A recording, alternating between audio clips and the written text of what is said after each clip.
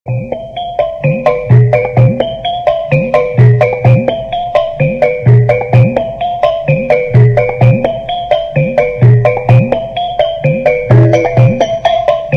MNB Lover.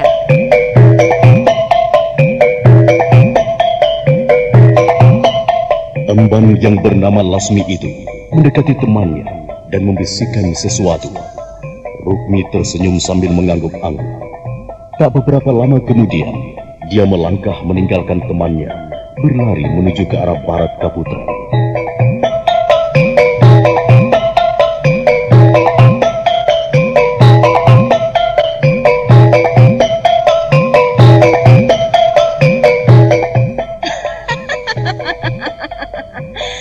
Sebentar lagi kau akan merasakan pembalasanku, pembalasan kami. Dan kau tahu, kau tidak akan bisa berbuat apa-apa. Kau bisa cerita pada teman-temanmu bahwa kau berhasil memperdaya kami, mencium kami, tapi saatnya akan tiba. Dan kau akan mendapatkan ganjarannya. Tunggu saja prajurit licik. Nah, itu Rukmi datang.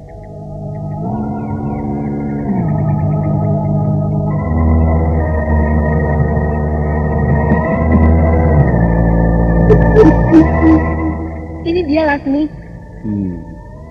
Ada apa kau memanggilku, Lasmi? Apakah ada sesuatu yang perlu kulakukan untukmu? Ya, ada satu hal yang penting yang aku perlu bantuanmu. Kurasa kau bisa membantuku. Untuk kalian berdua, aku akan membantu sebisaku.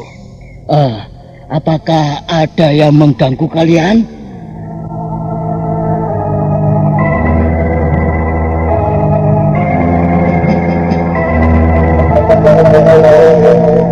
Dengan cepat emban yang bernama Lasmi itu menceritakan awal kejadiannya. Prajurit Kaputren itu mengangguk. Lalu dia memandang ke arah prajurit yang duduk di sudut tempat penjagaan. Dia tersenyum. Lasmi dan Rukmi, aku sudah banyak mendengar keluhan dari para emban yang digoda oleh prajurit itu. Dia memang suka iseng. Jadi bukan kami saja yang telah diperdayainya. Tapi sekarang dia akan kena batunya. Para emban yang pernah diperdayainya akan berterima kasih pada kami. Tapi bagaimana caranya untuk membalasnya? Aku bisa saja membantu kalian kalau memang kalian punya kuasa untuk memperdayainya. Karena aku tidak mungkin melakukan sesuatu atas dasar teman. Dia prajurit dan aku juga prajurit, dan kami tidak saling mengenal. Kau jangan khawatir. Mungkin dengan tanda ini kau bisa membantu kami. Kau mempunyai tanda perintah dari kerajaan? Ya. Dari mana kau dapat itu? Tidak sembarang orang yang dapat cap keraton seperti itu, kecuali para telik sandi dan orang yang sedang mengemban tugas penting dari kerajaan. Kalian mencurinya? Hei, jangan kau katakan itu sekali lagi. Aku dan Rukmi mendapatkan ini dari Tuan Perwira di Praja Mangkunegara. Dan tanda ini sebagai kepercayaan beliau kepada kami. Memang, ini kegunaannya untuk hal yang lain. Tapi untuk membalas perbuatannya, aku yakin bisa. Kau bisa menolongku, bukan? Baiklah, aku akan membantu kalian. Tapi apa yang harus aku lakukan? Aku tidak tahu caranya.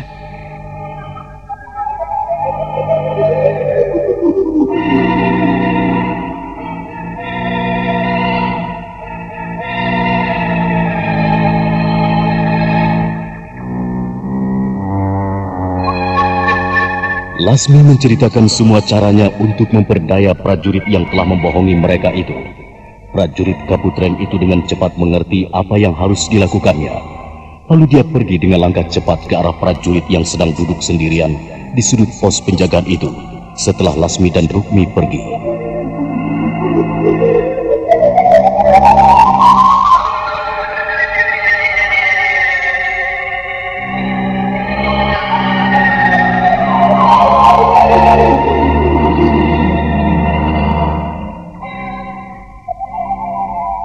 Maaf, Aku telah mengganggu istirahatmu. Oh, tidak apa-apa. Ada apa Kisana? Maaf, aku diperintahkan untuk memanggilmu agar menghadap pada Gusti Ratu. Menghadap Gusti Ratu? Iya. Apakah Gusti Ratu berada di Keputren sehingga beliau mengutus dirimu? Beliau tidak berada di Kaputren. Tapi ada 2 orang emban Kaputren yang mengatakan itu kepadaku. Dan beliau menyuruhku memanggilmu agar menghadap pada Gusti Ratu. 2 orang emban? Kau pasti dibohongi oleh kedua emban itu. Mereka pasti memperdayaimu. Aku telah dilatih untuk menjadi prajurit di Merak Jingga ini. Jadi maaf, kalau aku paham dan mengerti mana yang berbohong dan mana yang benar. Tetapi kau tidak tahu siapa kedua emban itu, bukan? Mereka memang selalu memperdayai para prajurit. Apakah orang yang membawa cap kerajaan sebagai bukti itu masih bisa dikatakan bohong? Kalau kita tidak percaya pada cap kerajaan, itu sama artinya kita tidak mempercayai Baginda Raja.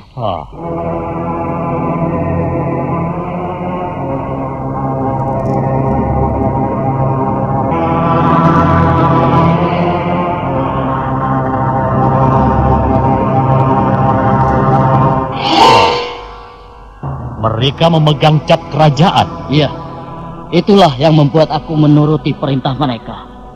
Aneh. Dari mana mereka mendapatkan cap kerajaan? Apakah mereka mencurinya? Tak akan pernah berani seorang emban mencuri cap kerajaan dan menunjukkannya pada prajurit Kaputren sepertiku. Sebaiknya kau pergi menemui Gusti Ratu. Oh ya, sebaiknya kau pergi dulu menemui mereka. Karena aku mendengar dari percakapan keduanya bahwa kau memperdayai mereka. Dan hal itu telah mereka laporkan pada Gusti Ratu serta Tuan Perwira Ramawisesa.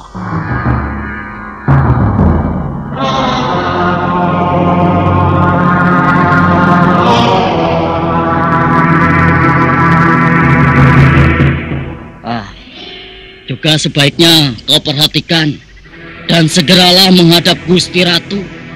Tapi menurutku, kau sebaiknya temui mereka berdua dan minta maaf. Maka semuanya akan selesai. Karena kalau mereka tak memaafkan dan mereka akan membawamu ke Gusti Ratu, maka kau akan dihukum.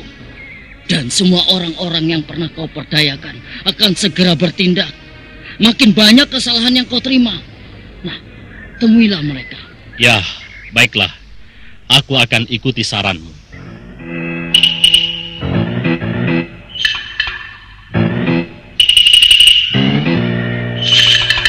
Celaka. Kenapa mereka berani melaporkan semuanya pada Gusti Ratu? Seharusnya mereka malu menceritakan hal itu. Bahaya. Gusti Ratu bisa menghukumku, dan kalau semua yang selama ini pernah kuakali melapor dan buka mulut, habislah aku. Sebaiknya aku secepatnya menemui mereka dan minta maaf. Aku minta agar mereka tidak melaporkan semuanya. Tetapi menurut prajurit Keputren itu, mereka telah melaporkannya. Aku tak mengerti. Apakah cap itu benar atau tidak? Sebaiknya aku ke sana saja. Kalau memang mereka tidak mempunyai cap kerajaan, tunggu saja. Aku akan balas memperdaya mereka. Dan prajurit itu berhutang satu masalah denganku. Aku akan balas kelak.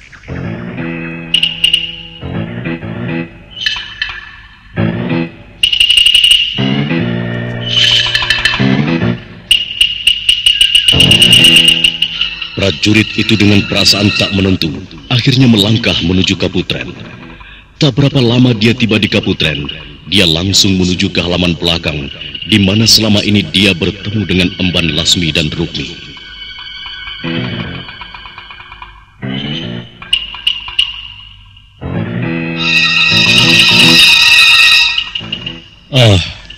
Di mana mereka? Biasanya mereka ada di sini. Apakah mereka pergi? Tapi tak mungkin. Menurut prajurit itu, mereka sedang menunggu aku di sini. Di mana mereka? Hei! Apa yang kau cari di sini? Mau apa kau? Aku mencari kalian. Mau apa kau mencari kami? Apakah kau mau memperdaya kami lagi? Jangan mempermainkan aku. Saat ini aku sedang tugas jaga. Siapa yang mempermainkanmu? Kalian memanggilku. Kalian menyuruh prajurit Keputren memanggilku. Apakah kalian mau berurusan denganku? Kalian akan dihukum kalau mempermainkan seorang prajurit jaga yang sedang bertugas. Ayo, katakanlah, apa keperluan kalian? Kalau tidak, aku akan melaporkan semuanya ini, kecuali kalian minta maaf padaku. Dengan kata lain, kami mau dicium lagi, begitu? Kau tidak akan bisa memperdaya kami lagi, prajurit bejat. Kau sudah banyak membuat keresahan di antara para emban. Sekarang, kau harus mempertanggungjawabkan semuanya. Kami sudah melaporkan semuanya pada Gusti Ratu dan Tuan Perwira Ramawisesa. Kalian tidak akan berani melakukan semua itu. Kalian masih mempunyai rasa malu, bukan? Siapa bilang tidak berani? Emban lain atau perempuan lain mungkin akan tutup mulut. Tapi jangan harapkan kami tutup mulut. Kami melakukan semuanya karena rasa takut. Tapi ternyata semuanya hanya tipu dayamu.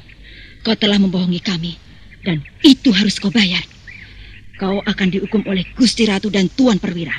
Kecuali kau minta maaf pada kami, maka semuanya akan dianggap selesai. Aku bukan anak kecil yang bisa kalian bohongi. Aku tidak bisa kalian berdaya. Kalau mereka ingin menghukumku, kenapa aku harus menemui kalian? Itu kan tidak masuk akal. Hei, dengar. Kalau kau tidak mau minta maaf pada kami, maka aku akan membawamu ke sana. Dan beliau berdua akan menerima semuanya. Tapi kalau kau tidak datang menghadap beliau, maka itu semua telah dianggap selesai. Itu artinya, aku telah memaafkanmu. Dan Gusti Ratu serta Tuan Perwira akan menganggap selesai semua urusanmu dengan kami. Sudahlah, kalian mau menipuku? Mana bisa. Sekarang, biarkan aku pergi. Berangan-anganlah kalian dengan hukuman itu. Aku yakin kalian berkesan dengan kejadian itu, kan? Selamat tinggal. Tahan! Kau lihat ini? Kurasa kau tidak akan memandang remeh cap di tangan kami ini, bukan?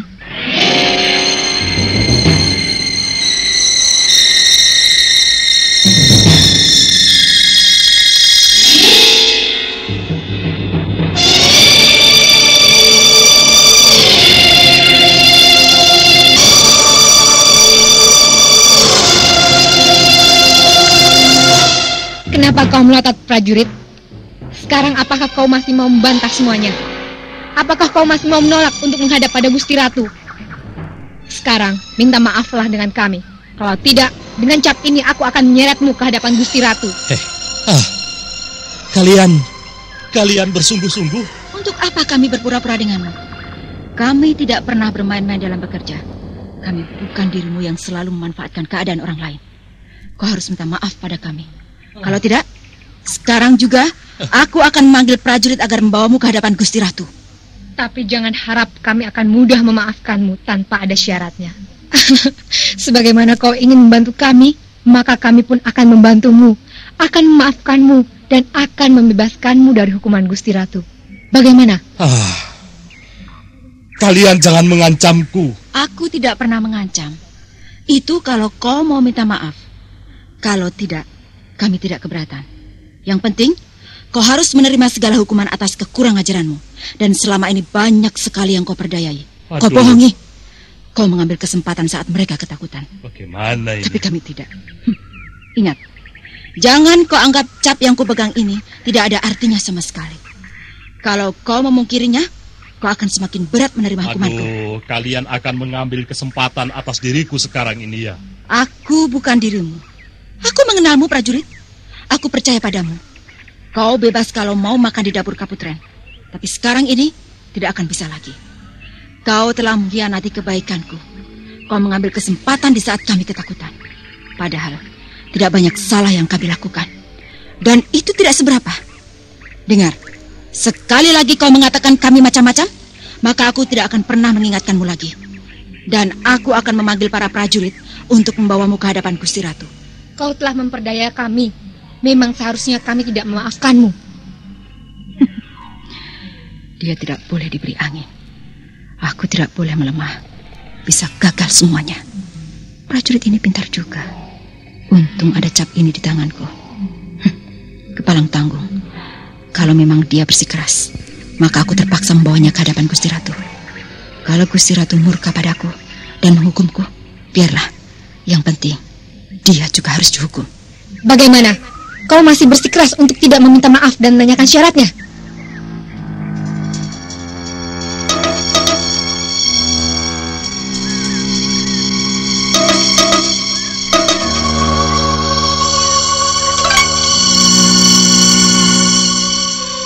Prajurit itu terdiam. Dia memandang ke arah kedua emban di depannya. Lalu setelah itu dia menunduk. Ada rasa malu menyelimuti dadanya kalau dia meminta maaf. Perasaan laki-laki itu mulai diselimuti berbagai gejolak, antara malu dan takut. Beberapa saat kemudian terdengar dia mendesah panjang. Lalu dia kembali memandang pada kedua emban di depannya itu.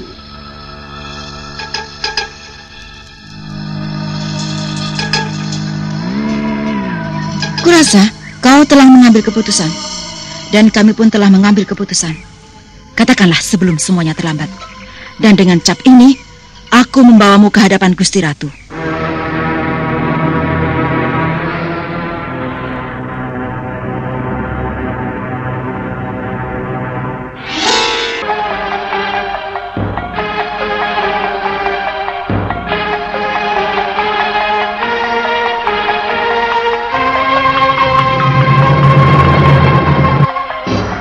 Nah, saudara pendengar, bagaimana kisah selanjutnya? Apakah yang akan terjadi? Apakah prajurit itu akan minta maaf?